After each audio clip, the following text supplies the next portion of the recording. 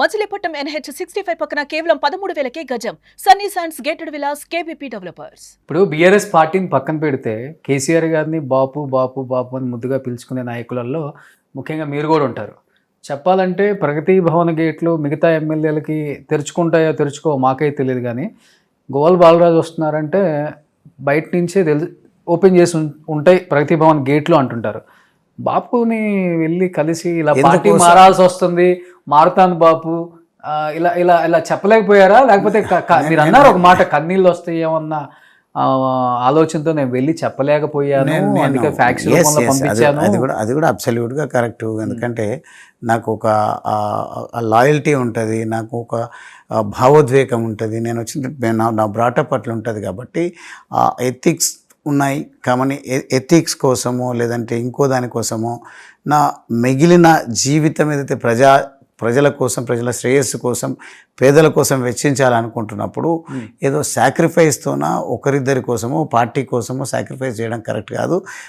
మన రకంగా భావోద్వేగానికి గురై అక్కడికే పుల్ స్టాప్ పెట్టడం బాగోదు అని నిర్ణయం తీసుకున్నాను. నేను చాలా స్పష్టంగా నిజాయితీగా చెప్పడం జరిగింది. అదేవిధంగా మీరు అంటున్నారు కదా, ఆ రోజు ప్రగతి భవన్కి ఎప్పుడు వెళ్ళినా కానీ మీకు గేట్ తెరిచి ఉన్నది, గేట్లు మీకు డోర్ తెరిచి ఉండదు, ఎప్పటికంటే అప్పుడు వెళ్ళేది. ఎందుకోసం వెళ్ళే వాళ్ళం, ఎందుకు అవకాశం ఉన్నదంటే ఏ రోజు కూడా స్వలాభాల కోసమో సొంత అవసరాల కోసమో నేను ముఖ్యమంత్రి గారిని నా ప్రాణం పోయినా నేను చేయలేదు. అటువంటి చేసేదే ఉంటే నేను రాజకీయాల్లోకి రాకముందే మంచి వ్యాపారవేత్తను. ఇది జీబీఆర్ ఇన్ఫ్రాస్ట్రక్చర్, జీబీఆర్ బిల్డర్స్, ఈ రకంగా 2 ప్రైవేట్ లిమిటెడ్ కంపెనీల ద్వారా నేను ఒక చిన్నపాటి వ్యాపారాన్ని ఏర్పాటు చేసి వందలాది మందికి ఉపాధి చూపించి నేను వ్యాపారంలో మంచి స్థిరపడి ఉన్నాను. అప్పుడులో వందలాది మంది ఉపాధి అంటే వందలాది మందికి ఉపాధి చూపించాను. అప్పటికి నాకు తెలిసి మీ ఒక 500,000 కోట్లు సంపాదించుంటారు. అప్పటికి డబ్బులు ఏం సంపాదించినామో అది వేరు పక్కకు, కానీ నేను ఉపాధి అయితే 500 కాదు 1000 మంది వరకు కూడా నేను ఉపాధి చూపించినటువంటి పరిస్థితి ఉంటేనే కదా ఇచ్చేది ఉపాధి. నేను కూడా ప్రజల కోసము ఎక్కడ అవకాశాలు ఉంటాయో ఆ అవకాశాలు వెతుక్కుంటూ నా కెపాసిటీలో నేను పని కల్పించిన అని చెప్తా ఉన్నా. ఓకే, సో ఇప్పుడు అదే కంపెనీలు నడుస్తున్నాయండి? కంపెనీలు నడవాలి, కంప్లీట్గా ఆపేశారు. పూర్తి స్థాయిలో అంకిత భావంతో ప్రజా జీవితంలో ఉండాలనే ఆలోచనతోన మెల్లమెల్లగా వ్యాపారాన్ని వైండప్ చేసుకోవడం జరిగింది. ఇప్పుడు కేటీఆర్ గారు మీ మీద చాలా స్ట్రాంగ్ కౌంటర్స్ కూడా ఇస్తున్నారు. ఏమనిపించింది ఆ కౌంటర్స్? వింటాం కదా, డెఫినెట్గా వింటాం కదా. నేను విన్నాను, ఎందుకంటే నాకు ఏదైతే నా లక్ష్యంతో ముందుకు పోతానో ఆ లక్ష్యం పైన నేను ఎక్కువ దృష్టి కేంద్రీకరిస్తాను. మీలాంటి మిత్రులు ఎవరైనా చెప్తే మాత్రం ఒకసారి మళ్ళీ అనలైజ్ చేసుకొని దాన్ని రియాక్ట్ కావాలా, ఇగ్నోర్ చేయాలనే దానిపైన నేను దృష్టి కేంద్రీకరిస్తాను. ఇప్పుడు మీరు గట్టి కౌంటర్ కేటీఆర్ గారు ఏమి ఇచ్చిందో చెప్పండి, దానికి నేను సమాధానం మీ సుమన్ టీవీ ద్వారా ఇచ్చేటువంటి ప్రయత్నం చేస్తాను. అంటే ఇప్పుడు బీఆర్ఎస్ బీజేపీ విలీనం అంటున్నారు, ఆ విలీనం భాగంగానే గోవల్ బాలరాజు ముందే తట్టబుట్ట సర్దుకొని శుభ్రంగా బీజేపీకి వచ్చేసారు. సో రేపటి రోజున మళ్ళీ అక్కడ బీజేపీ క్యాండిడేట్ కాకుండా బీఆర్ఎస్ని వేరే క్యాండిడేట్ ఆర్ఎస్ ప్రవీణ్ కుమార్ గారు కూడా టెస్ట్ వేశారు.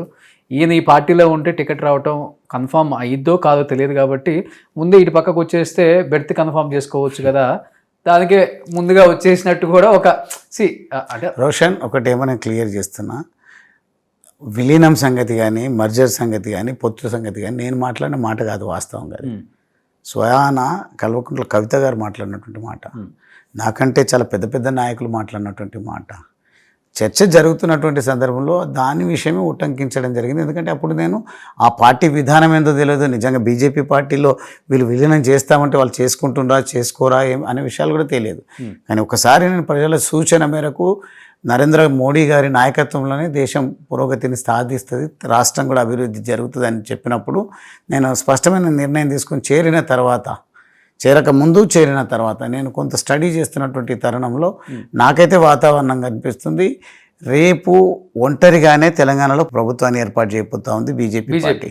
అవును, అంత ఆశ్చర్యాన్ని వ్యక్తపరచాల్సినటువంటి అవసరం లేదు Roshan. You will see what is going to be happen in Telangana. Okay, ఇక్కడ బడా నాయకులు ఉన్నారు బీజేపీలో, నువ్వా నేనా అని అసలు పొద్దున్న లేస్తే వాళ్ళ ఎన్కౌంటర్ వాళ్ళే ఇచ్చుకుంటారు. సో అలాంటి హేమీల మధ్య గోవల్ బాలరాజు గారు తట్టుకోగలరు అసలుకి? నాకు తెలిసి అటువంటి ఎంఐఎంలు ఎవరు కూడా ఒకరిపైన విమర్శలు మన రాజా సింగ్ కూడా బయటకు వచ్చేసాడు. రాజా సింగ్ వేరే విషయంలో వేరే కంటెస్ట్లో మాట్లాడినారు. తర్వాత రాజా సింగ్ గురించి ఇప్పుడు నిజంగా వారు పార్టీకి రాజీనామా చేసి ఉన్నారు కాబట్టి we can't treat him as a party leader. ఒకసారి వారి వర్షం తెలిసిన తర్వాత ఒకసారి వారు పూర్తి స్థాయిలో నిర్ణయాన్ని ప్రకటించింది. ఇప్పుడు చూడండి, రాజా సింగ్ గారు నిజంగా ఒకవేళ పార్టీ కాకపోయినప్పటికీ బీజేపీ సిద్ధాంతం, మోడీ గారి నాయకత్వం విషయంలో ఎక్కడ కూడా మాట్లాడలేదు. వారికి ఎక్కడైనా ఎవరైనా పోటీ ఉన్నారేమో ఆ విషయం గురించి ఆవేదన చెంది మాట్లాడినరేమో తప్ప అట్లా కూడా నేనేదో మీరు అన్నట్టుగా ప్రవీణ్ కుమార్ గారు ఇచ్చినందుకో లేకుంటే ఇంకెవరు వచ్చినందుకో నేను పార్టీని వీడలేదు. అంత అసమర్థ నాయకుడిని కాదు.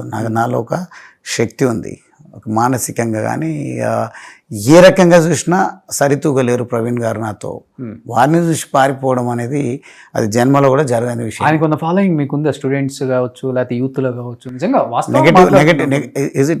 నువ్వు నెగటివ్ ఫాలోయింగ్ గురించి అడుగుతున్నావు, పాజిటివ్ ఫాలోయింగ్ అంటే రెండు. రాజకీయ నాయకుడు అంటేనే రెండు విధాలుగా చూసుకోవాలి మనం. ఐ రిక్వెస్ట్ యూ, మీరు ఒక ఓటింగ్ పెట్టండి. ఏ అంశం తీసుకున్నా నా పేరు వారి పేరును పెట్టి మీరు ఓటింగ్ నడిపించండి. నేను దానికి సిద్ధంగా ఉంటుంది. ఏదైనా కానీ ఎనీ టైం వెళ్దాం మనం. నా అబ్సెన్స్లో వెళ్ళండి, నాతో పాటు రండి, ఇబ్బంది లేదు. డెఫినెట్గా. సుమన్ టీవీలో మీ పర్సనల్ అండ్ బిజినెస్ ప్రమోషన్స్ కోసం కింది నెంబర్కి కాంటాక్ట్ చేయండి.